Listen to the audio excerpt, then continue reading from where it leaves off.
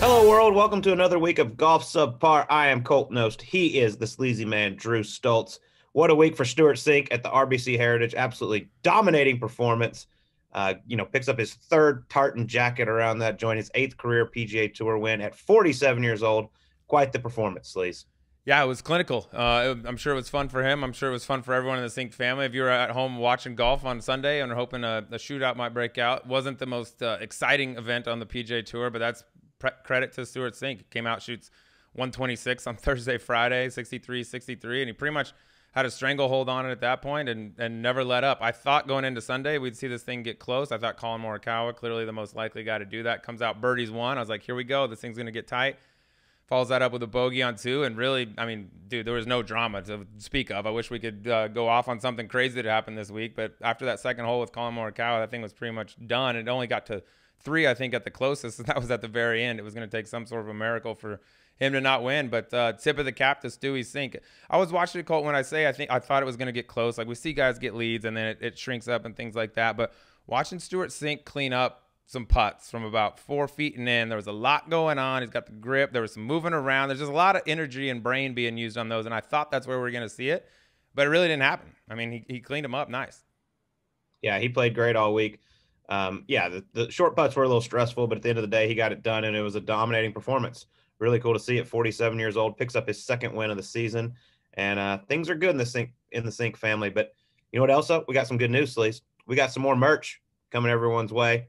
You can see the hat there, the Subpar hat. We got some hats, visors, all kinds of new things coming. Y'all have been awesome. Went up, bought all kinds of stuff. We sold out in like 2 days, which was really cool. But we got more coming, more designs. They're going to be available in the Golf.com Pro Shop. Go check that out. Click on the Subpar collection and go get yourself some Subpar merch, some birdie juice. It is awesome. The reviews have been great. So we really appreciate y'all buying all that merch, and we will keep it stocked for y'all. But Sleaze, we got a guest this week. Kind of call him a friend of me. You know, he moved to Scottsdale, tried to take over our stomping grounds, tried to, poach on our guests a little bit, I would say, but our guys were loyal. They stayed away for the most part.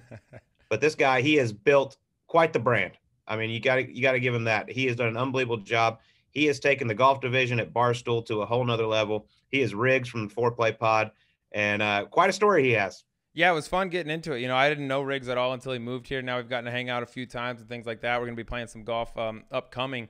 But you gotta give them the credit they deserve. Barstool is a monster. They're the behemoth on the block. They are like the gold standard. I'm sorry for all this social media and all the digital stuff, podcasts, and Riggs has built a beast at ForePlay. It was fun talking to him, and you'll see it in the interview. Kind of the story of how he got there. We've all heard the show. We all kind of know the characters that are on that podcast, but I didn't really know the background of how he got from where he was to how he was running, the ForePlay podcast. It was cool to get a little background and inside story, and it's been fun getting to know him now that he's been spending all the winter in Scottsdale. Yeah, he's a blast. I played with him a few times. He's a golf freak. He let the whole world down. He had a chance to get Paige Sporanic in her underwear. You'll hear all about that and more here with Riggs on Golf Subpar. All right, what a monumental event this is here. With 3 of the sharpest golf minds of our generation, I would say, in the same place at the same time. We're with the host of Barstool's ForePlay podcast. You know him, you love him, Sam Riggs Bozoian. Did I say it right? You nailed it. That's actually pretty good. Perfect. People, man, I had some teachers mess that up bad, especially in like Missouri. So I've had a lot of bad pronunciations of my name. What was some of the worst with you? One, we had it was when I was in like 6th grade, and we had a substitute teacher. And whenever we had a substitute teacher, they would call, like attendance at the beginning of class. And she said like Bozoian. Yeah. And I just was like, was that me? It was like Costanza. Mm-hmm. When Cartwright? Like, I'm Cartwright. I was like, who are you talking about? So, that's awesome. Yeah, it gets wild. It's a tricky one. Yeah. Well, there's a lot of vowels. There's 3 vowels in a row. O-I-A-N. Yeah, you're like a Hawaiian. You just don't see a lot of vowels. Right. So it's a mix. I get it. And so I was just Bozo forever. Yeah. Who calls you Sam now to this day? Anyone other than parents maybe? Almost. So one of my best nicknames, obviously, I played hockey growing up and in college, no big deal. And my dad calls me Sam Boney. Gotcha. I get okay. it. Yeah, good I get one. it. Really good. I get He's it. a huge nickname guy. My mom always just calls me Sammy B. Okay. Real simple, like Sammy B. What up? Do any of your friends like even know that your name's Sam? Nowadays, it was always either Bozo, and now they love that it's Riggs because nobody ever called me Riggs, and I just kind of hoodwinked like Dave and Big Cat when we were going with nicknames because I didn't want to be called Bozo anymore. So you just picked your own? You're like, yeah, Riggs. It was so stupid. I remember I got hired kind of in a whirlwind. Like, I'm employee number 19, so it was 5 years ago. Barstool was way smaller, way less legitimate of a company. And K. Marco Keith, who was the editor-in-chief for a long time, was just like, hey, dude, I'm creating your login. Like, what do you want your nickname to be? Because nobody wrote under their real name. It was either KFC or it was El Prez or Big Cat or whatever. And I was like, I don't know. And he's like, well, I'm creating the login. What do you want it to be? I was like, my middle name's Riggs. And he's like, cool. And he just created the login. And now everybody calls me Riggs. Oh, so that wasn't even like growing up nickname. You just said, I need a login. Here we go. And I want to be Bozo. A few people called me Riggs. Like, I'm named after like Samuel Riggs was a family member back in the day, so like they go together nicely, but Riggs was never like its own thing. I like it now because like nobody's fucking called Riggs. So yeah, you're one of one. Yeah. You're like a one namer like Prince and Beyonce. I'm not. But there's like a singer-songwriter whose name is Sam Riggs as well, and I think he's kind of rattled. Because he's like, I'm pretty good at when I'm really good. And idiot blogger guy. If you Google Chips Sam Riggs, he got screwed. I'm like, sorry, dude. Well, let's talk a little bit about your upbringing, though. Like, when did you get introduced to the game of golf? Obviously, you were a hockey player at some school, Northeast, little commuter college. That must have been a good There's deal. no way to tell people you went to Harvard without sounding like an asshole. Because if you downplay it, you're being like belittling. Yeah. If you're like, oh, small school up in Cambridge, you're like a belittling dickhead. And then if you're just come out with it, if someone's like, oh, where'd you go? So you're like, Harvard. They're like, oh, okay. Yeah, you got to announce it. So there's just no way to say it. So, yeah, I played college hockey. I played a little bit of golf as a kid with my old man. You know, like he just loved to go to the driving range. My dad's a grinder, so like he just loves to go to the range and hit balls. We would go to the range and hit balls a good amount. Then for like 8-10 years, I probably didn't play really any golf until my older brother, who's 4 years older than I am. He was in college. His buddies got him into golf. You always want to do what your older brother's doing when you're younger brother. So he would kind of hit me up, and he played college hockey at Fredonia State up in upstate New York. He'd be like, me and my boys are playing golf. So then I just got into golf. Summertime, whenever we'd kind of train, work out, whatever for hockey, we'd just play golf in the afternoon. And since I was probably 16, 17, I've just been obsessed with golf. Let me ask you this, though, about hockey. Did you get into Harvard more because of your hockey skills or academics? Come on. But there's no athletic Don't ask a question you know right? the answer to. Don't be a dickhead about it. You don't just slide in there with some bullshit SAT score and be like, oh, I also play hockey, and they sign you up. It's a mix. So Ivy League schools require like an academic performance index, which essentially every team has to meet an average. So we would always laugh like we would – you could get kids in that weren't as impressive academically, but then if you look like the third or fourth string goalie on every hocky team is like a genius. He's a brain surgeon. Right. Yeah. So it was a good mix. Like after I was already accepted to Harvard, I was still taking the SATs because if I got a higher grade or score, they could potentially recruit somebody with less academic. Yes. Freeze it up. Yeah. So so it's a little bit of a mix. Like, no, you can't just be like there's certain people that probably went to other schools, state schools, or whatever, that couldn't have gotten into Harvard, but it's also not like there's zero chance I would have gotten to Harvard without hockey. Zero. Well, let me ask you the important question. What are the women of Harvard like? Smart. Obviously smart. Studious. Like the women of Scottsdale or different? It's a different scene out similar. here. I'd say it's a similar. Significantly different scene. One thing about Boston, though, is that like there's more college students per capita in Boston, or at least one of the highest of any city in the country, because there's BU, there's BC, there's just so many schools up there. So it was a good time. Boston also is probably my favorite city I've ever lived in. It's it's got so much character, it's got so much heart. So it's like being in that town, and also like we're playing hockey. It's a winter sport, so we don't really care about it's more just kind of you're in the grind, you're working out, you think you're going to be like this. Play in the NHL, and so everything, and then you realize like, oh, actually, life's way different than that. Never mind. So yeah, you're kind of in a bubble, almost like in Scottsdale. It's a different type of bubble, but you're in a bubble a little bit. Give me the scouting report on Riggs as a hockey player. You're writing your own scouting report. Other teams reading it. What do we got to look out for? What kind of player are we going up against? Pure skill, zero strength, defensive liability. So I would be heart. Yeah, I did a heart guy. Really ugly skater, but great hands. And I would be I would either be like first line left winger and on the power play, or I'd be in the stands because like I didn't have what it took to be like a third or fourth line guy that would grind in the corners. Coach Donato, who's still there, was still just like, no, he can't. He either needs, he's like a skill guy or that's it. Well, I heard you drove him crazy, too, because you always showed up late to practice because you're up playing Halo a little late at night. Yeah, let's talk about this Halo a little bit. I got real into Halo. Who didn't play video games in college? I honestly didn't, but, you know. We were like NCAA you football during my era. That we didn't have. It was I was busy like an playing era golf, before you. trying to get to the PGA Tour. We were playing. Okay, well, you do it at night. You can't play, you're not playing golf at slept. night. You read yardage books. Yeah.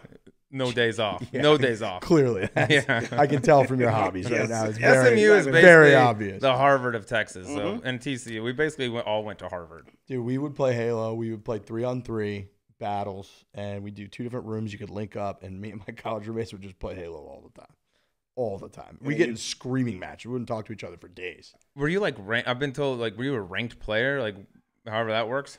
No. Like that good? Oh, No. okay. No. Our friends lied to Our us. friends are full of shit, but yeah, but you're told still you that? good. I'm not telling you. Don't We can't worry. reveal sources. We got boots on the ground. I was good, but I wasn't like, I mean, now it's also hard to compare because now there's people that are legitimately good at video games and ranked, and they make Millions. literally Yeah. millions.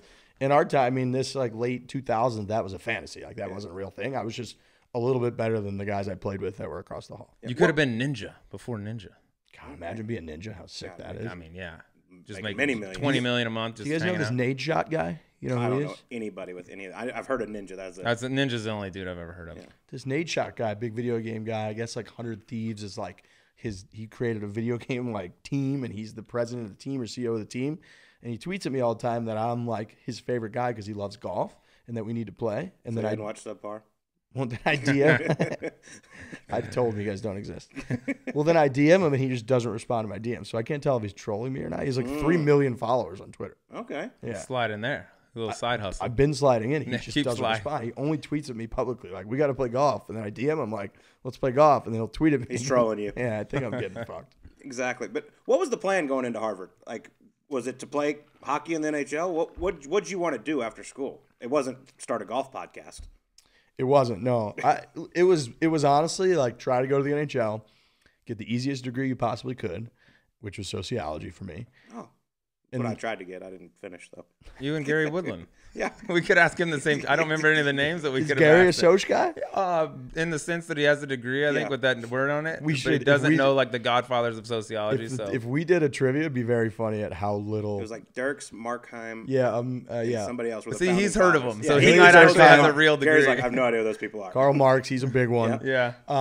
It was legit sociology because I hated taking tests, but I always thought I could bullshit my way through a paper and get like a B. Fair. Like I could know nothing about the material, but I could write it in a way where the professor, TA, would be like, he doesn't really know what he's talking about, but it's a pretty decent paper. We'll give him a B. So sociology was for me, and I had zero plan after that.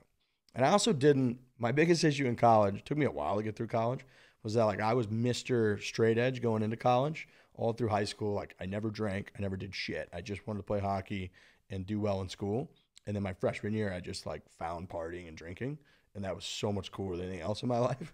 I was A just, lot of great athletes have fallen down that oh path. man. Well, I appreciate you calling me a great athlete. Yeah. But I was just all in on, I just wanted to hang and meet people. And hockey became less and less serious. And like guys that I played with now that are in the NHL, like Alex Killorn, who just won a Stanley Cup, who's a good golfer, by the way. Like he just took hockey and all that very seriously. Like he only like he cooked and grilled his own chicken and ate meals that he would, he was actually thinking about like dietary, like what he's going to do. And I was like, what are you talking about? Like, let's go have 30 Keystone Lights or whatever and get after it. That's what everybody's doing. And so I didn't have that in me. And I realized after a year or two, I was like, I don't have what they have. Yeah, that takes a little bit of little dedication. There's a lot of great athletes lost in freshman year of college. Yeah, To just it say they happens. discover some new things and say, you know what, I don't love golf as much anymore or other things. But all right, so you get your degree, then you get a job in what I believe it's in sales, right, or something like that. But you're doing political blogging, like moonlighting with some political blogging. Were you trying to get into politics at that point? I was such a Barstool fan, and not even like just a Barstool fan, but of what they were doing, like the job. And I looked at, and I bounced around a couple different sales gigs in the Boston area, technology sales, and I hated it. I was that guy on the bus every morning, rode the 7 bus from Southie into the financial district of Boston, And every Monday, Tuesday, I'd just be like, this is the worst. I can't believe this is a real life thing. Like, we live in a free country. I'm choosing to go. Like, this is crazy town. And meanwhile, I would check Barstool, and here's Dave and Big Cat, and they're laughing, and they're doing bro show, and they're at the Super Bowl. And I was like, how are they doing this as like they're getting paid? This is amazing. And so I just created my own blog. I just Googled how to start a blog, and I just wrote over 1,000 blogs, and I just kept emailing them to Dave. And I would pick random other emails too. I'd just guess Dave's or Big Cat's email and tack it on there and email them, and nobody responded for a long time. And then one day Dave just responded. I was going to ask, how many emails did you send before he responded? I don't know. I would guess it's in triple digits. I bet I sent him over 100 emails, maybe a couple hundred emails. I mean, there was a point where I was emailing him every day. That's perseverance. And what was the response when he finally responded? He was honest. He was like, all right, dickhead, stop emailing me. Like, what do you want to do? I think your writing's really good. He asked me questions that you're in a job, like interview research process, hiring process. You're like, it's illegal to ask. Perfect. As Dave, yeah, totally. But HR didn't exist. Like I said, like I'm employee number 19. Like it wasn't Barstool. Was just not like, the first video I went and filmed. Dave and Gaz, sales guy, who's Dave's right hand man. They emailed me. It's like, hey, like total up what you think it costs for that video. And we'll just write you a check. And I was like, it's about like $1,300 with like a couple flights and some stuff. And they just wrote me a check for like that was the whole company. God, you're like, why didn't I say it was more? actually $18,000. What a miss. What a miss. But yeah, it was that simple. And I love like elections. And this was early 2016. Like Trump was becoming a thing. So there was just stuff to write about that Barstool wasn't writing about because Dave had a very simple policy. I don't want to piss off half the country or more. So we're not going to touch politics. And I essentially had proven on my blog, like, hey, you don't have to piss people off. You just poke fun at everybody like you do with sports, like you do with current events, whatever. And I'm not just saying you can do that. Like, here's how I've been doing it. And so he basically hired me to be the only guy. And to this day, Dave's written emails when somebody does something he doesn't like or writes about a topic he doesn't like. He'll write a company-wide email. That's like, Riggs is the only person that's allowed to write about politics. And I'm like, I haven't written a political blog in years. But shortly after I got hired, I said, like, hey, by the way, I love golf. Like, is it cool if I write about golf? He was like, if it's good, we'll publish it. And that was pretty much it. So you started off with just writing about golf. You weren't doing the videos. You weren't doing the podcast. You just sort of like, I'm the political guy, but also, by the way, I'd love to start doing – and they didn't have any golf people at the time. No, it was Trent and myself. And Trent was blogging golf. But, Trent's way more into the drama and especially like the players and the wives and like the outfit. He's just more into that type of stuff where I'm a little bit more into like the courses and kind of more golf nerdy stuff than was being covered by Barstool at the time. So I started writing like course previews, tournament previews for like the U.S. Open that year. It was Oakmont, and kind of it was a difference to what Trent was doing. And at the time, especially like old school bloggers at Barstool, like you cut your teeth blogging. That's what you did. That's like the lifeblood of Barstool is the blog. And Dave still goes back to it a lot of like, that's what he did for a decade was he just, before we were doing videos, podcasts, radio shows, all the bullshit, it was like, you sit down and you crank out, and Dave and them used to crank out 15, 20, 25 blogs a day.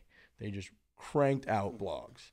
And so that's kind of how you got on his good side. That's how you earned and built up like an identity with the readership was you wrote about everything. And people would go in and find, hundreds of blogs that you would write, and they could learn about how you thought about the world and the jokes that you like to make. And so it was purely sitting in there, and people would be stunned when they walk into Old Barstool HQ because they'd walk in and they expected it to be a frat party. I think people would be hanging off the fucking walls. But we'd have our headphones in. It would be dead silent because people were just grinding and writing blogs. And so it was so different back in the day. Yeah, I mean, it's turned into an unbelievable company. He's done a great job. But I know he likes to give you a hard time all the time. Oh, yeah. Yeah, but now here's your chance, so we can talk about it a little bit, because he did the U.S. Open thing where he could, win the U.S. Open with unlimited mulligans.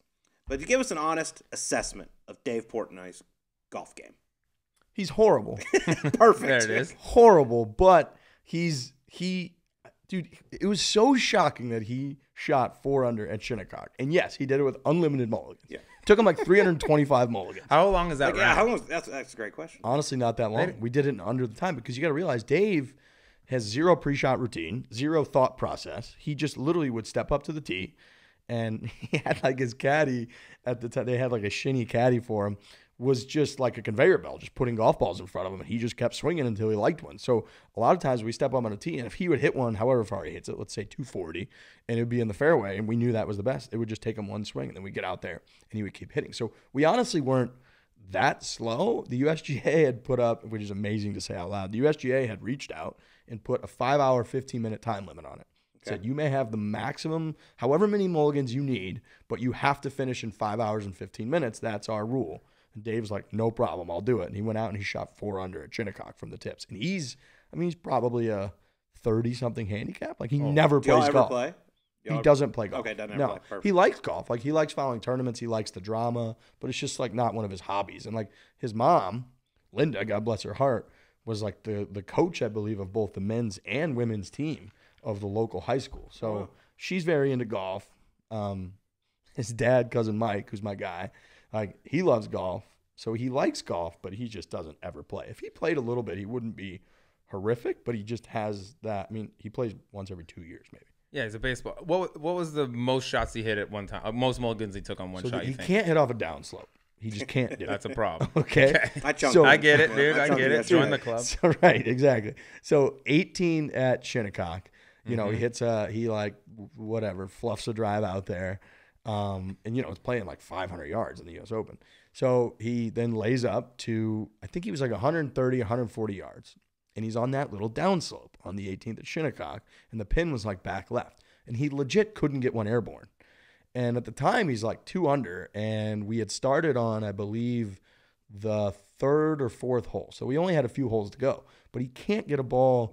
Like, he can't get it airborne. He's just like shanking them into bunkers. He probably took 20, 25 swings. Oh, my God. Wow. Standing in that fairway. And he's like, Frankie, what do you think I do? Frankie's like, well, the problem is, like, he has to take his last one, right? And none of them are in good shape now. And so he needs to hit a decent one. He just can't do it. He's like hitting him in the fescue, hitting him. He's like, well, if I had to play on the fucking fescue. So it was turning into a little bit of a nightmare. And then out of the clouds, he just hits a low, pretty pure one that skips up the right side, dribbles up to like 20 feet, and he canned it for a par.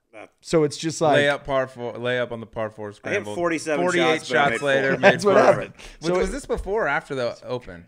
This is before. So that, they do media day. Crazy divot patterns out there. Dudes showing up like, what in the fuck is this? It was crazy because we rolled up and there's no one really there. There's no members there, but the president of Shinnecock was there and he's in a blazer and he came rolling out and he introduced himself to Dave and he said, the only app I have on my phone is the Barstool app. That's cool. Have fun today. Good luck out there. So like, amazingly, Shinnecock Hills embraced it and the USGA embraced it. If it weren't for that, like we, like ForePlay and what we do wouldn't be nearly as big because a lot of companies that we work with or the PGA of America, we're able to leverage like, well, if the USGA works with them, like we can work with them. It's the USGA. So that was actually huge. And I was nervous because we had Craig Annis, who does a lot of the marketing over there, and he's an awesome guy. And he was relatively new, and he comes from a different industry. And he was the one who had reached out and been like, numbers don't lie. These guys, Barstool, they bring the numbers, they bring the eyeballs, whatever. So we're going to welcome this Mulligan Challenge thing, which was shocking to us. And on like the second hole, we were already a hole and a half behind or something. And, there's groups behind us that are in media day and they might be celebrities or whoever they are that are just so rattled on the tee. So rattled. And they're at Shinnecock. And this guy, Craig, is so uncomfortable. And Dave Portnoy's Dave Portnoy. So he's standing on the green. He's hitting like his 40th putt for par. And does not care. He could not give up. He's like, I have unlimited mulligans. Like, what do you guys not understand? Y'all don't know what we're doing He's here. like, it is unlimited. I will stand here until I make it. And Craig said to me, he goes, I'll be honest, Riggs, I'm either going to get fired or I'm going to get promoted today. And within a year or two, he got promoted. And it went really well, but it was shaky at the start. And I felt bad for him, but Dave Portnoy doesn't care. And he ultimately shot. It was so shocking that he shot that number because he's terrible at golf. That is really impressive, actually. It's more shocking that I think Shinnecock would want that to be out there. That's an old blue blood play. You know what I mean? That's not like Shadow Creek or something like that. It's a different joint. I know, and the USGA does like part of the deal is they pay X amount of money and they get to kind of do whatever they want with it.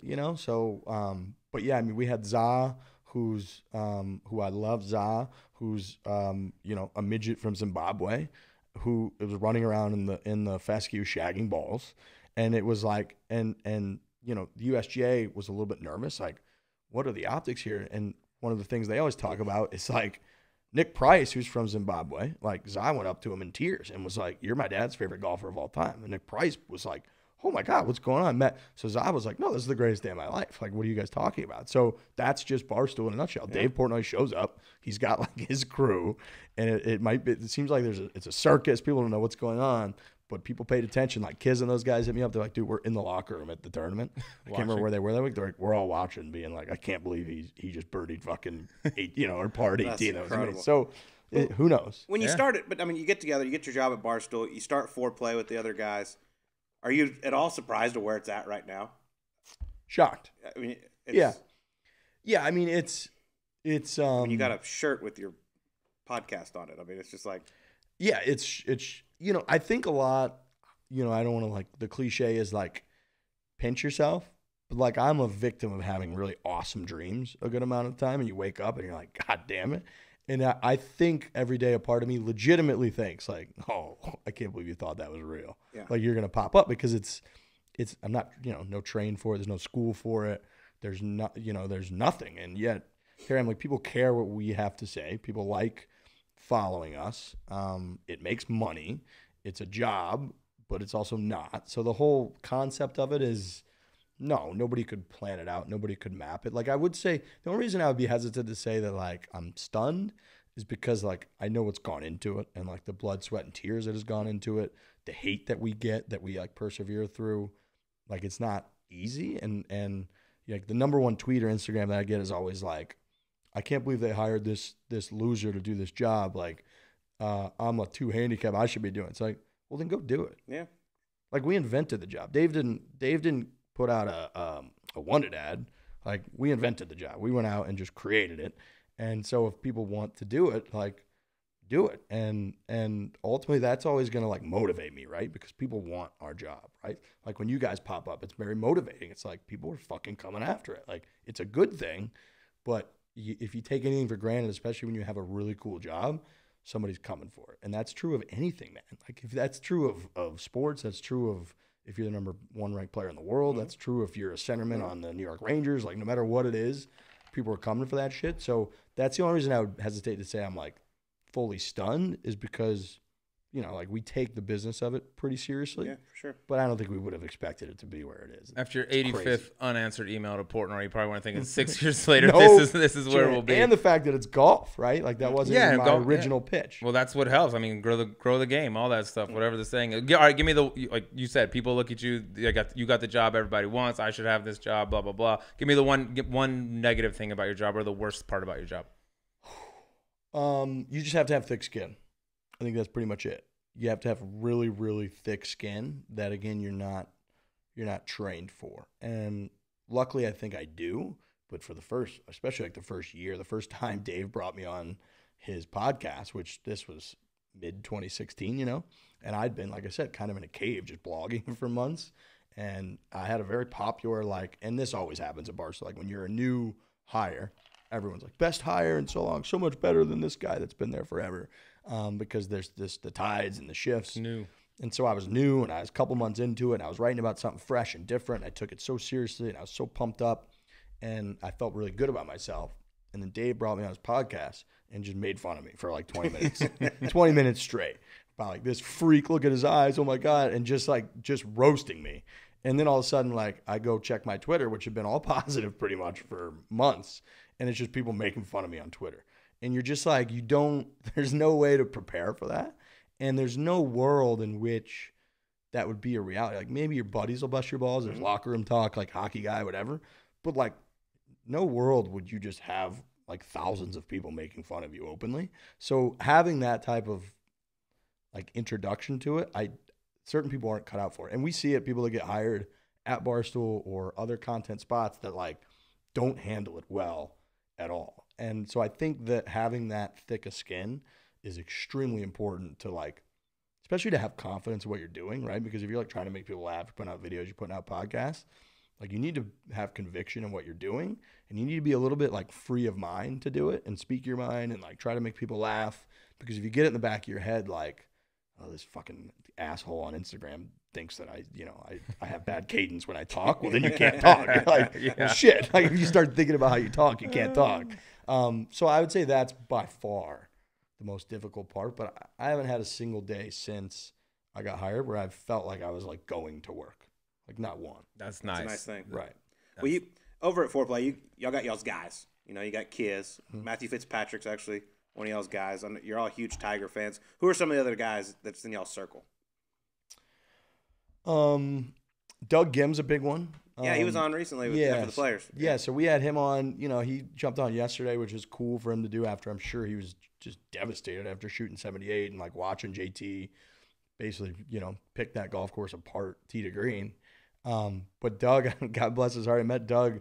I was on a plane to Bermuda for the tournament this last fall, and he was sitting middle seat behind me. And everybody's got masks on, so I can't. And he's like, Riggs, what's up? I was like, hey, man, no idea who he was. And again, he's got masks on, I can't tell. And he put up an Instagram story, and I was like, oh, shit, that's Doug Gim. And I knew him from the amateur and from the battle with Doc Redman and all that. And then that whole week, we played video games like every night. And he's such a good dude. He's so funny. And you know, he had gone through kind of injuries and transition, so he hadn't had like the first year or two that he wanted. But he's been playing well this year, and like he's the kind of guy, he sends me, he always just forwards me funny shit on Instagram. Like anytime I go in, I got like 4 like posts from Doug where he just said. So that's kind of a guy that's like, that's a little bit under the radar, but also one that I'm pumped. He's one of our guys. I think he's going to break out. You know, like he's clearly got the pedigree, low am at the Masters. Fitzpatrick is a surprising one because he's European. Like we're not necessarily popular with Europeans. I don't know if they know what we are in Europe. But Fitz is like such a good dude. Max, obviously, but I think Max is friends with pretty much everybody. Yeah. Brownie, Scott Brown, I love. You know, he's kind of that Kiz crew. They play Palmetto together a good amount. So there's a good amount of guys, and you know, like Joel, obviously. I mean, now I'm just kind of going through our roster here in Scottsdale. But it's very cool, I would say, how many guys have sort of embraced it. You know, because I think there's probably a contingency that like you want to be surrounded by people. Like none of us have competitive golf experience in our crew. None of us. None of us, again, were trained in like journalism or anything like that. And yet there's a ton of guys out there that embrace what we do. Like I know Matthew Fitzpatrick has hit us up a lot about, he just listens to the show, which like, we're not saying anything fucking insightful that Matthew Fitzpatrick is learning. But he just enjoys it and finds it entertaining. And so, you know, those guys embracing it, like Pat Perez is another big one who jives with us, who makes us laugh, who's always a good guest on the show. Just a ray of sunshine. Yeah. It's a little bald Clearly. energy, old Patty. Clearly. But even them being able to like give us their time to do videos and stuff, it's like you guys could be doing anything and they're going to spend, you know, 5-6 hours with us filming, wait for our camera crew to get set. They're in the way. Like when we did the 4-man scramble against Kiz at Pinehurst, like my producer, our camera guy, Jake Bass, just like stepping all over his line, and Kiz is just like, yeah, that's great, Jake. Just like walk through my line. Yeah, that's perfect. And Jake, he doesn't know what's going on. He's like, he's just pointing the camera at Kiz's face. What's like, a line? What'd you say? Yeah. He's like, what do you mean? Like, so it, you know, the fact that we're such a clown show, but guys embrace it, is very, very cool. And there's a lot I'm sure I'm missing, but yeah, there's a good amount of guys out there, and I think that's just the Barstool name. A lot of it. More importantly, hurt. Is there any guys you like to go at a little bit? Yeah, Poulter. But Frankie loves Poulter because we don't like him. Okay. Yeah. And Poulter, like a lot of people would say it's just the Ryder Cup thing, but a lot of it's like with the complaining about the nanny and like getting people fired from their jobs. Car delivery thing, yeah, that type of stuff. It's just like, what a loser. So we've always said it. But I DM'd him before and was like, hey man, like I know we've gone at you before, but like we'd love to hash out any differences on the show. Like I think people would love it. And I'm sure if he came on the show, like Perez says this all the time, I'm sure he'd come off great. Yeah. You know, dude, like, Ian's awesome. Yeah. Yeah. And I can see I think why you're people not don't the like only him. guy like that. Yeah. No, I can Like see, from the outside, before I got they to know him, I don't didn't like like him. him. And then I got paired with him a few times on tour, and I'm like, this guy's fucking awesome. Yeah, he's great. and we're a little bit spineless, admittedly, right? Like we, you know, where there was a phrase we were going through, people called us like brand rehab because like guys that we would shit on, like would agree to come on the show, and then we'd be like, I love that guy, you know. Yeah, I mean, he took shots at Here's Justin my boy. Thomas early on. Big time. Yeah. Big time. And there was like a 6-month stretch where like we would go back and forth at JT. Yeah. You know, and he was going through the whole like getting the bunker thing, and I know that he was probably rattled that like everybody wants to be liked, right? And there's like a certain crowd that didn't love him, and then JT, like God bless him, he like FaceTimed me one day and was like, hey man, like I think I'd like to do the show and we should chat. And now I love JT, and like he's by far the highest profile guy on my phone that like will always respond if I text him, which again is crazy that that's a real thing. But like, you know, Bubba was another one that like we'd go after him and Ted Scott. He invited, you know, me and Jake to Estancia, and we played. And he was amazing. Like, he was super friendly, and he was funny, and he was very open, and I think we made him cry. So it was like, well, that's not that's weird. Would you buy him a lemonade or something? Yeah. That's the weird thing though. When you start doing this, you might say something you would say sitting around, oh, that guy, or what, you take a little shot or something. You realize like they might hear it. They're very good chance they're gonna hear it, and then you all of a sudden gotta, oh, maybe this guy comes on the show, and you got to back that up. It's a different feeling. Totally. And it's like when the guy does come on, you're like, Jake, can you research what I said about this guy? Yeah, find out all the shit I talked real quick. I don't have enough time. I don't remember what I said. I got no idea what I said. So yeah, we have gone on funny tangents before. We've just been like, nothing we say on the show could be held against us. Like we're going. We don't. It's not to be taken seriously. Yeah. So yeah, I mean, it is tail between your legs a little bit, but I think as long as you're honest about it, and like usually we're reacting to the information that we have, right? So like, if the way someone comes off on TV and the way they come off in interviews is like they're a dickhead, and then we get them on the show and we hear their perspective and they're a lot more kind of insightful and they come off like there's more compassion, empathy towards them, then we're like, oh yeah, we just changed our mind. So, I would defend it that way. Yeah, we'll flip-flop. Yeah. Well, we got to ask you about y'all's number one guy, obviously, Tiger. Because, I mean, I've never seen 4 grown men drool over another grown man like y'all do over this guy. I know what you watch. I mean, he's the guy. I know that. But, I mean, y'all are just infatuated with this guy. Tell us about the first time y'all ever got to meet Tiger. If you can remember. Oh, my God. I remember every second. First time I met Tiger was at Shadow Creek in the locker room.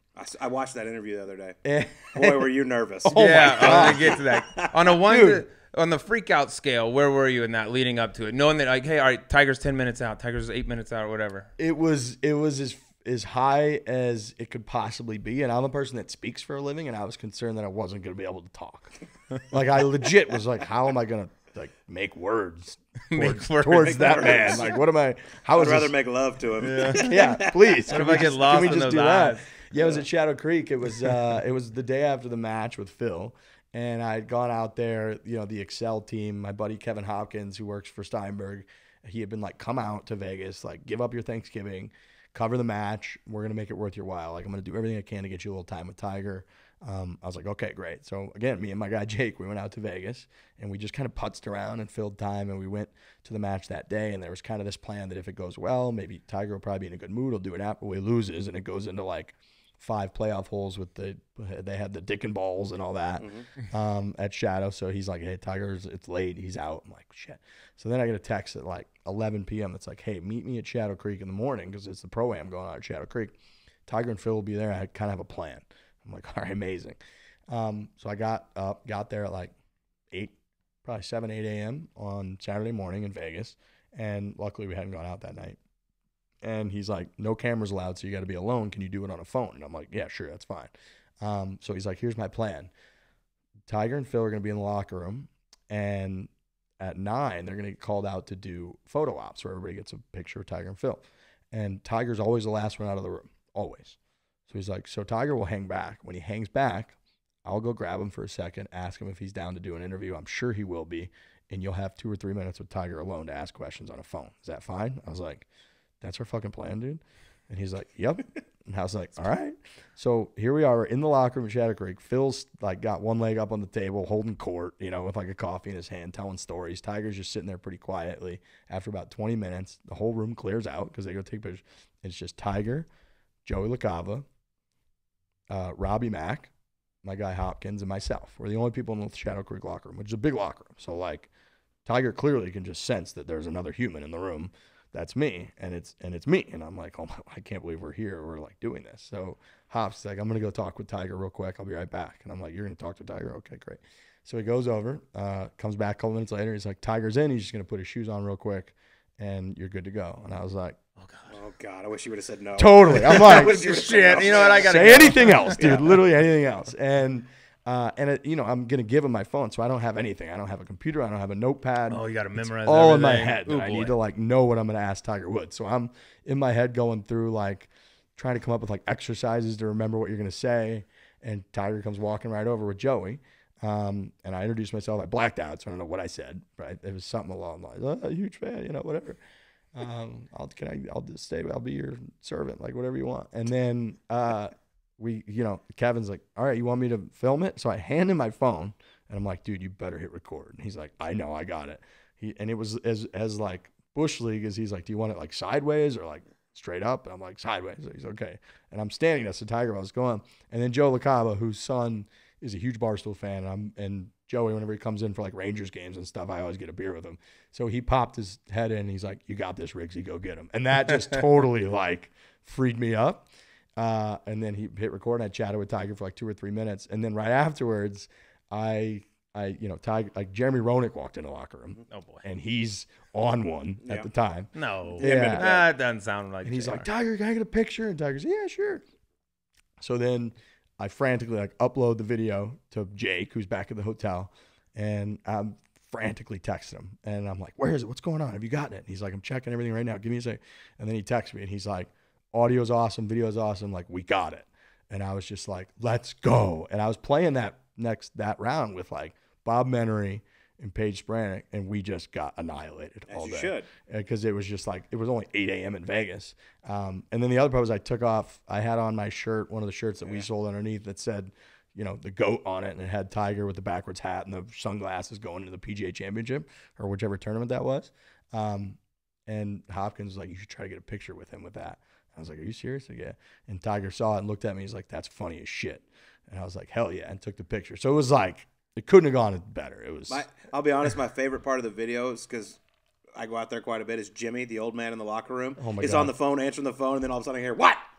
It's fucking Jimmy. And I'm like, this is incredible. He's interviewed Tiger, and this old bag Jimmy over here is answering the phone and yelling. Dude, he killed my answer. It's the pinnacle of my life right now, Jimmy. Dude, that's one of my favorite dudes on the planet, Jimmy. He's unbelievable. I'm like, Jimmy, shut the fuck up. Like, I just asked Tiger what tournament he thinks he's going to win next year. I'm going to be buried with this video, bud. Just 2 minutes for the guy that wants his shoes brought out to the valet. It was right when I listed all the majors the next year to Tiger. I was like, which one do you think you have the best chance at? And he called a shot and was like, I really like my shot at Augusta. And he, of course, would win at Augusta. But right when he goes, I really like my chance at, and it's like, ring, locker room. And I'm like, what?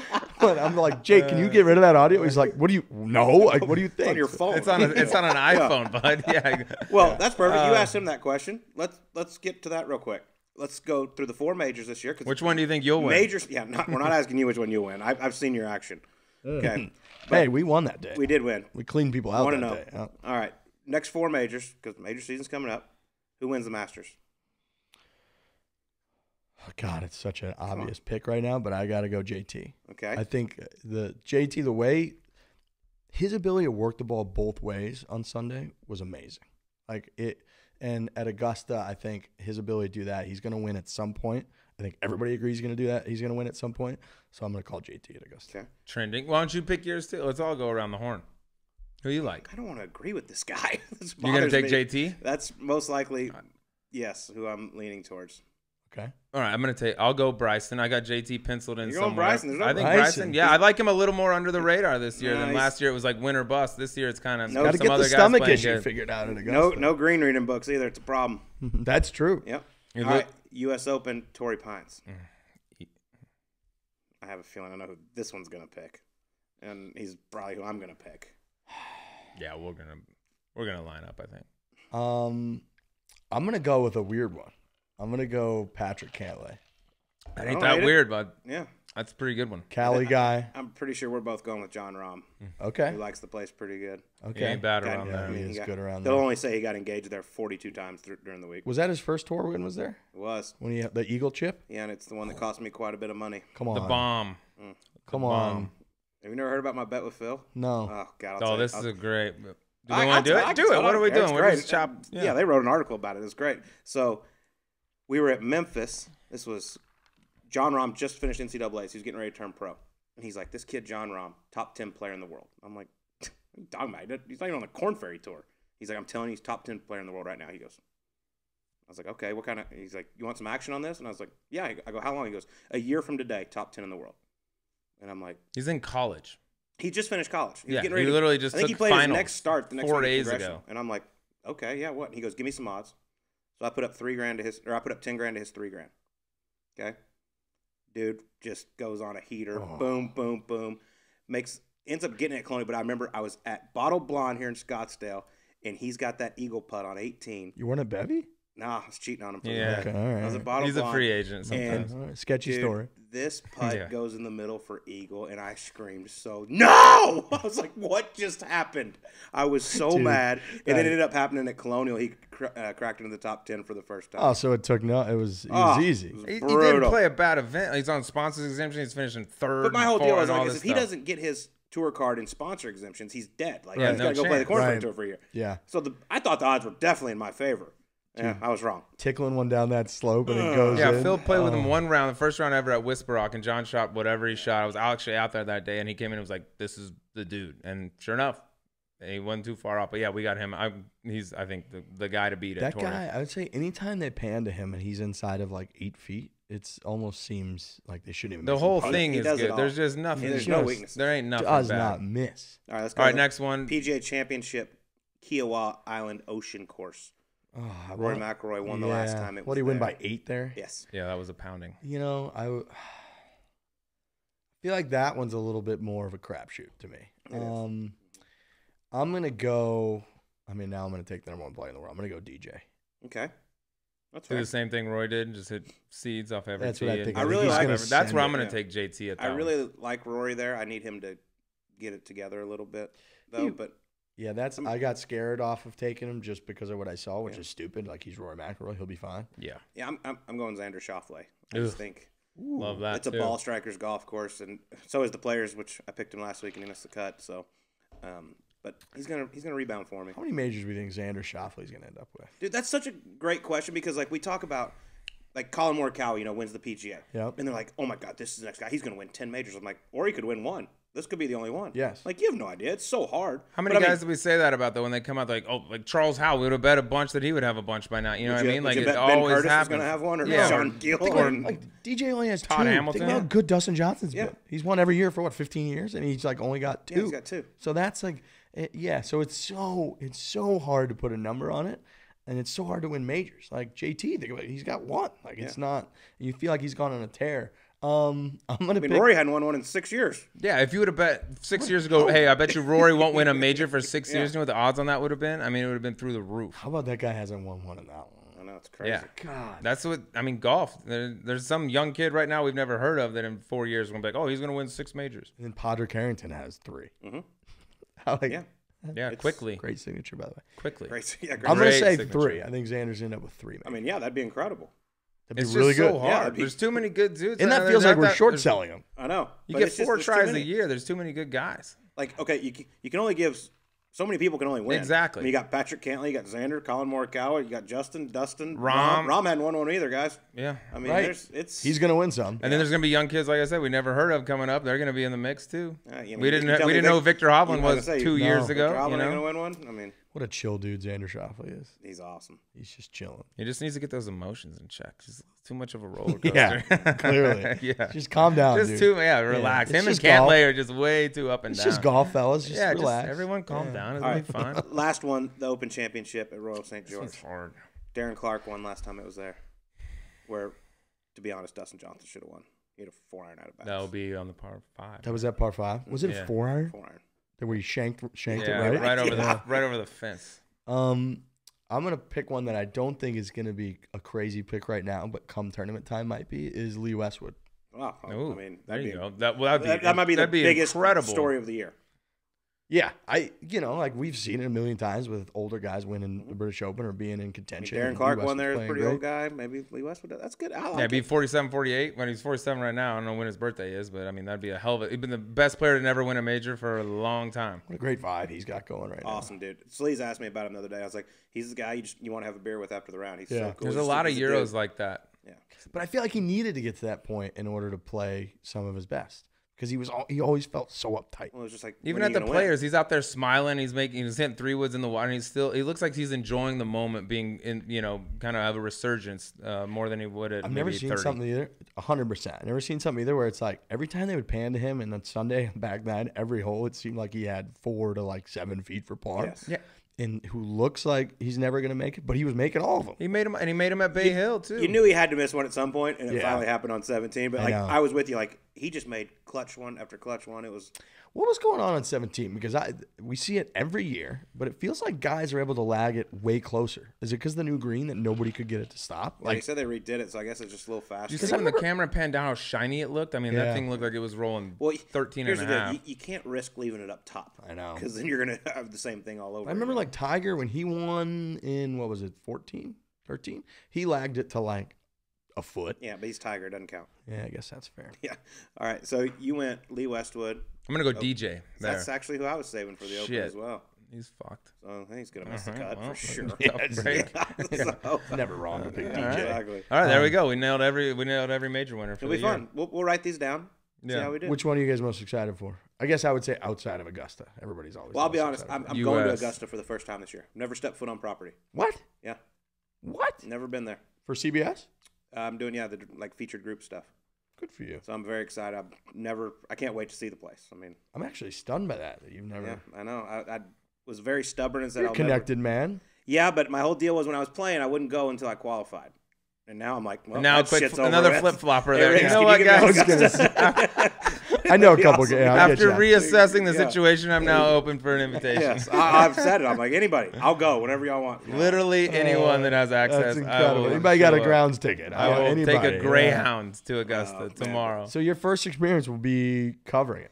Yeah, that's pretty cool. I'll step on the grounds Tuesday, April 6th. What kind of access? Like I know you're covering it. I have no idea. Okay. Probably Champions locker room. Are you able to have like a phone? Champions dinner. I don't know anything. First off, you have to send your like social security number in for your credential. Like it's like there's going to be a background check and definitely some blood taken. I know you have to get approved and all that, and I was very excited when they told me I was approved since I turned down their invitation after. My favorite experience the first time we were ever at Augusta was like me, Trent, Frankie. We were down there. And Dave was there as well, but it was just the three of us watching golf, and we're standing right at, Amen Corner, right? We're 11 green, 12 tee, and we're standing over that like huge mound that's just short of 11 green. And somebody was on like a sprinkler head or something down just short of the green. And so they call for like a rules official, and a fucking green coat appears out of the trees. Literally out of the trees behind 11. It might not even been a green coat because it was like a rules official. So I don't even think they had like a green coat. It was just like a normal fucking blazer. Appeared out of the trees. Normal fucking blazer. Came over, whispered a couple things to the group, and then he just like Field of Dreams. He just disappeared into the trees. That's how they are. Yeah. And he was gone. And it was like there was no structure there. There was no path. He just came and then he was gone, and we just were like, "Is anybody else seeing what like that man was just?" They're there. like shoeless Joe Jackson. Oh, it was awesome. Vanish. It was awesome. That's the best spot, by the way, on property right there too. Yo, okay, guys, I'll go there then. Yeah, you should check that spot out if you can get. Highly down recommend this place. Yeah. I mean, hopefully I can sneak a picture or two. What year was that you were there? Who won that one? 17, Sergio. Oh yeah, El Nino. There you go. Yeah, we saw him at. I mean, this is totally unrelated, but we saw the first person we saw in Augusta. We got there Sunday night, and we went to go grocery shopping, and Sergio was just there in street clothes grocery shopping. And we were like, should we go say something to him? Because we've been really mean to him online before. You got a bunch of dudes like, should we go apologize real quick? Yeah, maybe and then try to get him to come on? You can't apologize. No, hey, dude, I'm sorry. What are you doing Tuesday? Yeah, 100%. You ever heard of ForePlay? Yeah. Not that kind, the golf kind. And we ended up just being total cowards. We just took a picture of him with like his cart, and we were like, we're not going to like tweet it. That's weird. And then he won, and then we tweeted it. We're like, look, we took this cool picture. Yeah. Sergio, everyone's like, he's just at this a grocery is what store. The champs eat each year. He's in the background. That's right. Picking out cereal. His Tuesday dinner plans have changed now. It was a reach, but like we were trying. That's good. You want to get into the E9? Yeah, let's hit that. All right, E9. All right, here we go. They're going to be interesting with you. Okay, this is probably going to be tough. Yeah, we'll just start it out with one we always ask everybody. Movie made about the life of Riggs. Who plays you? Any actor, dead or alive? Oh man. So the one actor I always got the most growing up was it Christian Hayes, is the guy that played Anakin in Star Wars, the first three. What is it? Christian Haydenson? Is that his name? No clue. I don't know. I know the kid you're talking about. I don't know what I don't know what his name is, but yeah. The young Skywalker, whatever. The young Skywalker, who, obviously not the kid that was like pod racing, but the next one when he was banging Natalie Portman. No, that's a good guy to have. Yeah, good All I guy. heard was Natalie Portman. Harvard girl, too. Yeah, by the she's. way. I was about to say that's realistic. Ah. for Yeah, you. Harvard girl. You want, I want was to come clean right now? You know Natalie? No, I don't. It'd be great if I did. She's a beautiful woman, very talented actress. All right. I was very nice to you. I said Russell Crowe because I couldn't think of anything. Russell that. Crowe. Yeah, Yeah, of course you're I gonna hope- I take hope that you'd shit. take that. That's Yeah, way fuck better. it, I'll Jesus, that was take way that too and run. nice. I'm out I of here. pick Gary Sinise on the advice of some of our boots on the ground, Lieutenant Dan. I get Lieutenant like Dan that, yeah. all the time. Yeah. Yeah, people say it's like I terrifying. want to change mine now. Russell Crowe didn't happen. I'm going with him. Which people, I will say, people tweet Gary Sinise at me like they're hurting me, but I'm like, I mean, he's a movie star. Yeah, That's- sure. I Yeah, don't- dude. Sorry about the Hollywood good looks. Yeah, I don't care. Like, I didn't that's fine. even realize it when they told me that, and I was like, not once they said it, I was like, yeah, shit, that's the one. Yeah, I get that the most. That's a good call. I forgot about Gary Sinise. All right, next one. I love, that Lieutenant you, Dan. I love that you asked someone who would play him. They actually offered it when I was Okay. trying to dig up Fair. some You're dirt. doing some research. Yeah, exactly. Okay. Dude. Just this ain't rookie league. All right, what's the one stereotype about Harvard you dislike the most? You may have said it earlier in the show already. Probably that everyone's like a silver spoon, trust fund kid, because almost everyone that I know from Harvard isn't. And Harvard also has it has uncapped financial aid, right? So like they'll just admit anyone that they believe deserves to be admitted, and then their financial aid is such that if you need financial aid, no matter what it is, they'll cover it. So they don't cap their financial aid. So the whole point of that is that like there's so many people at Harvard that once you go to Harvard, people are just like, oh, that's like a Harvard douchebag, who have like insanely diverse backgrounds. So that's probably what I would say. All right, it's fair. Fair, very fair. All right, number 3. I would say most of us. I mean, I know I do it. I know he does it. You're out there on the range hitting balls, you're swinging. You're like, man, swing feels like Roy McIlroy today. Swing feels like Adam Scott today. Who do you think Riggs' golf swing most resembles, or who do you think you swing like? Fuck, who did I get? Current tour player. Who did I get the other day? This will be interesting. I got a great one the other day. Somebody tweeted something hilarious at me that I can't remember whose swing it was, but they tweeted at me, so and so swings exactly how Riggs thinks that he swings. Yeah, that's who. Exactly. Yeah, I want to and know I who it was. I can't remember who it was, but it was perfect. Louis Oosthuizen. He's one that I aspire to, because it seems Louis one of those that seems achievable, because it's just so like When you simple. watch it, you're No, like, I know. Oh, It's I'll not. just do that on Monday. Yeah. And then you get out there and you're like, nah. I would say maybe B Todd, That's Oh, fair. okay. Yeah, I'll take that's that. actually yeah. a pretty Yeah. good one. right? Because Like the shank on 17 at Sawgrass. Yeah, the That's ball, a the ball That's a flies. swing. Riggs has that shot. I've seen that. Right, because like when Rory swings, I know that's not achievable. Yeah. When like Tiger would say, I know it's not achievable. No offense to B Todd. When he swings, I'm like, I could kind of maybe do that at some point. It's fair. You can't putt it like him. No. You can hit it like him. Him and Kiz and you roll the rock really good. I like that. All right. All right, next one. What was more emotional, leaving Pinehurst or watching Old Yeller for the first time? I did cry when they had to take him out. Of back. course. Who Who doesn't? didn't? Yeah, if you don't, you're not a human. You don't have a heart. And I was at my grandparents' house. It was a whole thing when I was a kid. Probably Pinehurst. Yeah, that was I the real sobbed. deal. Those were real tears. I sobbed. 99 days in that joint or something? Wasn't it? 99 days, and I don't do goodbyes well. I'm always a like, yeah, I'll see you soon guy. Never like a This is it. goodbye guy. Yeah. So I hate goodbyes. And my boy Tom Pashley, who's the president of Pinehurst and just an awesome guy, he knows that. So he kind of set me up for failure, to be honest with you. I had no. You got the cameras. They know you're going to be emotional. You're walking he down just like, come totally on. dogged me there, and I had no clue. I mean, I had no idea that was going on. But yeah, I mean, a lot of those people had become like very good friends of mine. My buddy Dave, like I went to his wedding a few months later. So like, and I didn't even know him until I arrived at Pinehurst. So like, a lot of those people were good. And there's an element of like, we'll never have like this again. We'll never go through this experience again. And I know it was like a pandemic, not. and I know that it looked, but like a lot of those employees were laid off. Like Pinehurst laid off over 1,000 employees, like 80% of their staff.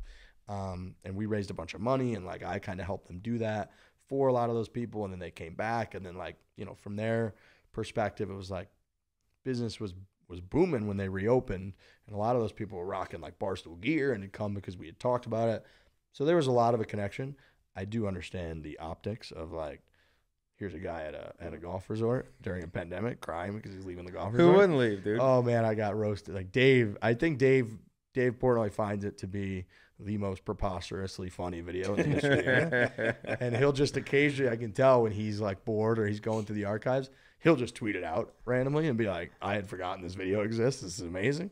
So I get all of that stuff, but yeah, I mean, I was very motivated. And like down to, you know, like my guys, Kevin and Barry, who were like the bellhop guys there, who like, I mean, there were days like I had such a preposterous setup that they gave me a golf cart from the, you know, resort that it was just mine. And I parked it right up front at the Carolina Hotel, and they would charge it for me every night. And there were nights I would come home shit-faced drunk from being at the brewery or being like at a buddy's place, and the cart would be, you know, like in Wolf of Wall Street scene when they like take those, and it's just a nightmare. I'm at the country club. Yeah, that was me.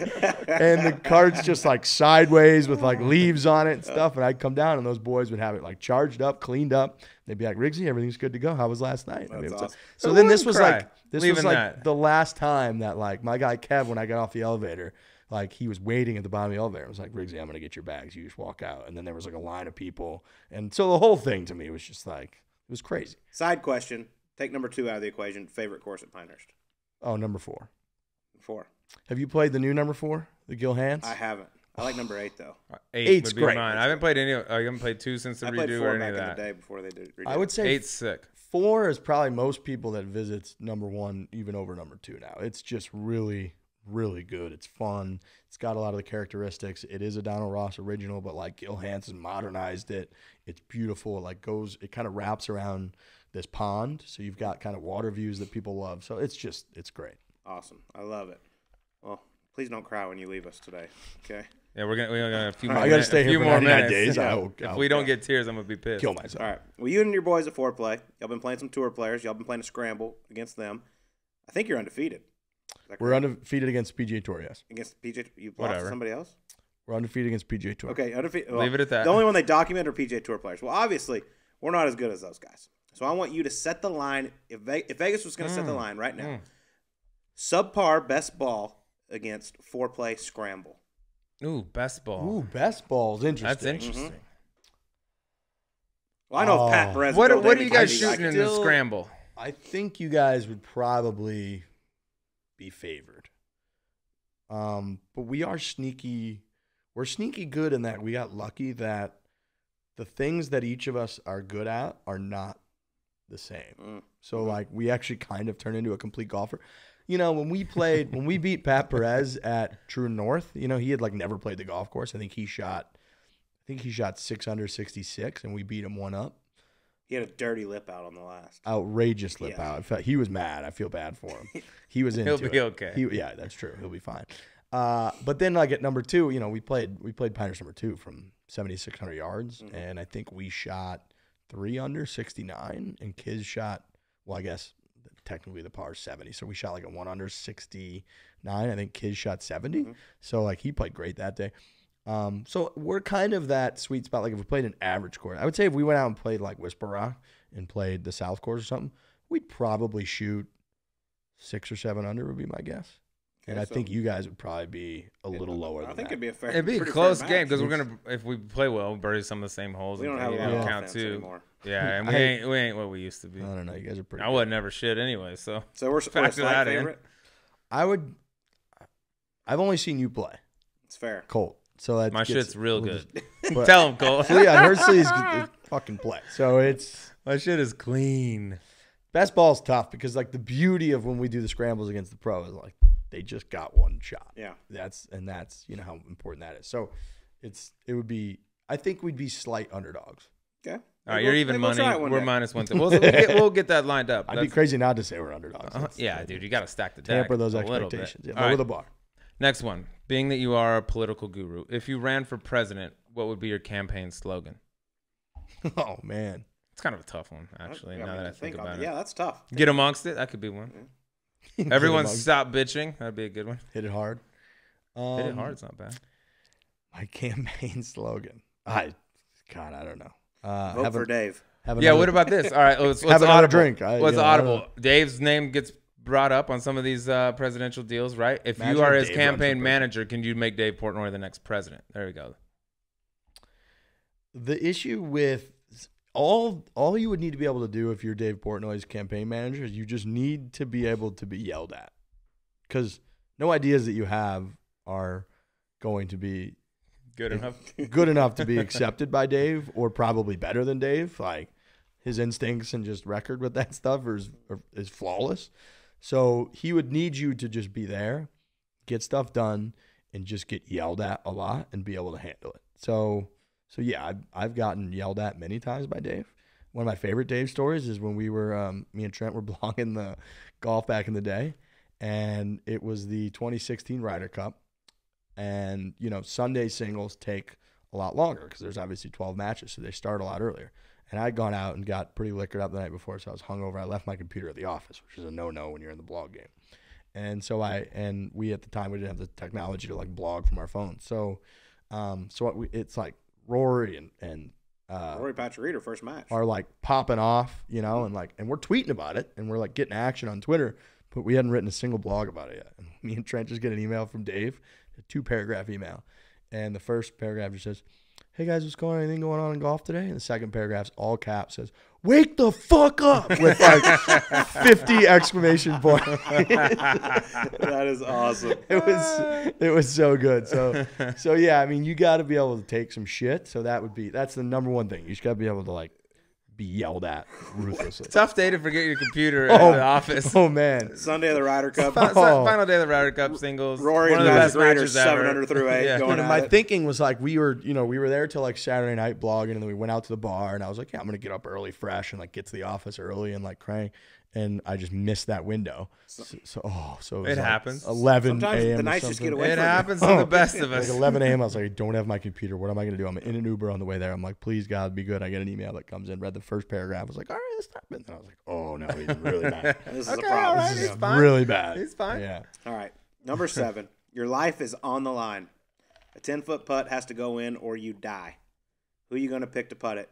Trent, Frankie, or Lurch? Trent.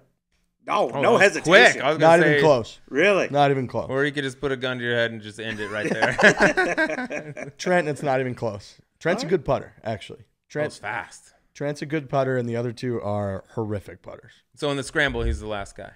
Trent usually goes. No, he's the last guy.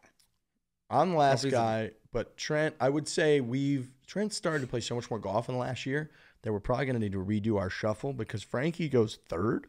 And Frankie, he said the last one that we did, Frankie made a putt on like the 11th hole or something against Perez. And he goes, that's the first putt I've ever made in one of these. And we were like, what do you mean? It was like the 5th one that we've done. And he goes, I always go third. And if it ever gets to me, I've never made it. Because if you guys couldn't make it, I have no chance to make it. Yeah, so he's only made one putt, I think, in the history of us doing it. So It's hard when you only get 2 looks at it to know know the read. right, It's right. hard to know which way it Lurch breaks. hits the ball great, actually. He's a really poor putter. Really poor. Happens. All right, last one for me. I need you to think on this. I was told you'll know exactly where I'm going with this. What pisses you off more in a buddy's golf trip? Losing or being forced to eat pizza with a bunch of toppings on it afterwards? Do you know where we're at here? Is this Cabot? This could be a potential Northern California trip you just took Dad recently. bod's open. Yeah, the dad bod Whatever it open. is. Our guy Jersey with Okay, here we go. one of the worst pizza orders in the history of pizza. And he's a great guy, and you guys know him particularly well. But his very simple philosophy that when you've got like 20 drunk guys and you're going to order pizza for the group, you keep it simple. And this pizza order was like super supreme mushrooms with like ranch, and that was all of the pizzas. And I immediately had a couple drinks, and the second the pizza order came, I started looking at other people like, this is going to be a problem. You guys realize this is going to be a problem. But our boy Jers, who he put his credit card down, bought pizza for everybody. So everybody's like, oh, thanks so much for the pizza. And I'm looking around like, are we doing this whole charade here with like, I think this is a joke. We're all starving. And sure enough, like there was one, I think one was a cheese, and everyone's doing like a courtesy, like, oh, yeah, I'll try that supreme pizza. That's great. And then sure enough, like half hour later, look, every single piece of the cheese pizza gone. All the other ones, there was like one slice was gone. How many times you been on a buddy's trip with 20 guys that somebody orders 8 pizzas and every slice I is hate to agree with him, but I'm on the same page. Of course, you leave it to Jersey, you're gonna get some weird shit. But I've been told a couple dudes are like, he lost his mind over this pizza order and could not fathom the fact that there was only 1 cheese and like 7 other weird ones. I couldn't believe it. And again, all the proof is in the pudding that all of those pizzas were just left. Yeah, I mean, you got 20 dudes. There's your proof right order there. some cheese, order some pepperoni, call it a day. Thank That's you. it. It's really not that hard. Yeah, it's very and we even simple. had people straggle in like an hour later. It's like, is there anything to eat? We're like, oh, there's a bunch of pizza left. And they'd all kind of look around. They'd be like, yeah, there is pizza left. Yeah, and they just nobody would try Mushrooms it. and olives and yeah, that's Just all that for the kind of birds. stuff. By So the way, side question. On that same trip, I also heard you might be the only man in the world that thinks Pebble is harder than Spyglass. oh yeah, had that. What No. you wrote previews for golf courses. How do you think this? This is in my defense, I have admitted that I think I was wrong. About it. Okay, perfect. all right. Never mind, Flip flop, never mind. another flip flop. Good. And I also what happened was I got into a debate the first night of the first trip that we did. And I just kind of blurred that out as a take. And then I just very stubbornly defended it the rest of the trip. Hard. And then just throughout the last 2 years, especially on like the group text, like there'll be a quote, especially whenever they play the AT&T, somebody will come out with a quote of like, yeah, he's got to play Spyglass today, which is playing several shots harder than Pebble, and they'll just like text them all to me. And so I've just gotten roasted for that take. So I think a few months ago, I finally was like, boys, I got big news. I think I was wrong about that take. Yeah, I think I was wrong. But I will say, if the wind is blowing, That's a different story. I still think Pebble, because the wind never really affects you that much at Spy after you get past the 5th hole. I mean, maybe the last 11 holes at Pebble are harder, but Yeah. I mean, the first 7 you got to go. Yeah, because you can play that back 9 a lot of times straight into a wind at Pebble, and it's a battle.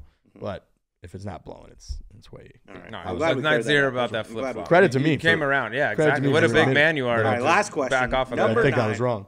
True or false? One day you almost got completely naked with Paige Spiranac.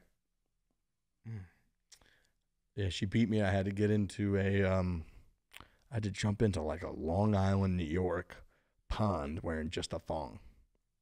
She told me the bet was, though, if you won, she had to just jump in with just a thong on. Correct. So a lot of people were rooting for That's me. I not. love No that. shit. That's a loss for mankind. First off, that's the worst golf you ever played. I'm very upset. It was you wouldn't believe how many people I had mad at me after They're still mad. they tuned into this video and they're expecting something, and then they got Riggs in a thong diving into a pond in New York. It wasn't, and I was sucking in as hard as I could. It's cold. I brought like a sock Yeah, to it's put cold, in. Yeah, guys. it was a whole. Relax. Do you want It me to? sucked. Do you want me to tell you what she said? Yeah, I do. I hate to say this, but I told her I would tell you. First off, I was very disappointed that you lost. I bet she said something nice about my body, didn't she? She goes, Riggs actually has a nice ass. I'm like, you've got to be kidding me. I'm like, I delete Put immediately. Put it on your headstone. Yes, Hockey Paige guy. Spiranac said Riggs has a nice Here ass. lies. Things you thought Here lies never Riggs. happened. Paige thinks he has a nice ass. I knew that was coming, and yes, that will. I might put that in my Twitter bio right now. I've never been so I disappointed. don't know why it's not there already. It's hockey guy. We got nice asses. These fucking legs and tree trunk. You gotta have some muscle down in here. If only I knew how to use them in a golf swing, it'd be awesome. Well, Or I'm other happy. things. I'm happy for you, but you Yeah, blew it right. for the rest of the world. Yeah. Yeah. Yeah. So Riggs, Yeah, dude. Sam, this has been great. We'll see you later. We appreciate it. We Thanks, don't want fellas. you to Oh, cry. yeah, later. you're right. You're We'll right. see you later. We'll see you soon. Yeah, see you soon. Well, yeah, keep the tears back. Thanks, fellas. Appreciate it. That was a blast. All right. Well, that was Riggs from Barstool's ForePlay podcast. I mean, what a great guy. What a story. Harvard graduate.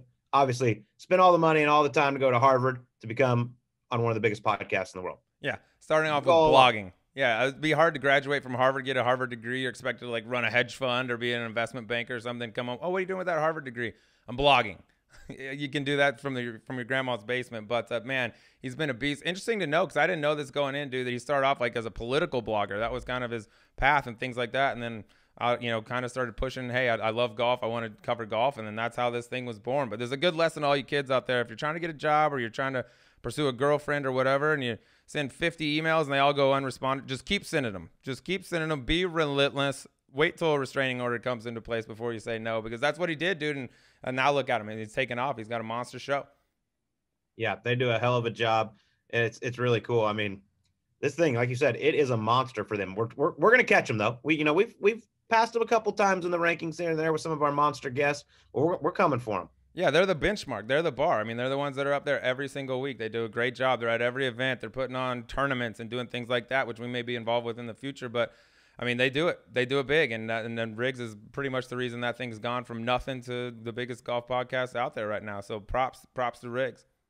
I thought it was really, really cool. Like the time he got to spin with Tiger Woods at Shadow Creek. Obviously, all the guys there, everyone in the golf world is a huge Tiger fan, but they borderline stalk him. And for him to get to spend that time with Tiger and talk about how nervous he was, I thought was really, really cool. But Sleaze, they've been ducking us a little bit because I threw the challenge out there quite a while ago. You know, they play this ForePlay scramble against these PGA Tour players. They've done one against Paige Sporanic and a couple of her friends where it was a 4-on-4 scramble. I challenged them because obviously we're better at golf than they are. I mean, we're studs. We're incredible talents. Yeah, I thought, you know, their scramble against the subpar best ball of Gravy and the Sleaze, I thought that'd be a hell of a matchup. I mean, we would dust them, but you know, we're trying to get it done, but I think they're ducking us a little bit. That's fair, dude, because they go out and they play like Joel Damon straight up, you know, against them, and they play Pat Perez. We're not tour players, but we play a little bit of golf, so best ball versus their scramble, I'm up for it. Let's go. Tranny for tranny, man to man. Let's go figure it out here in the desert. I'm all the way in. You don't got to twist my arm. You know I like to compete.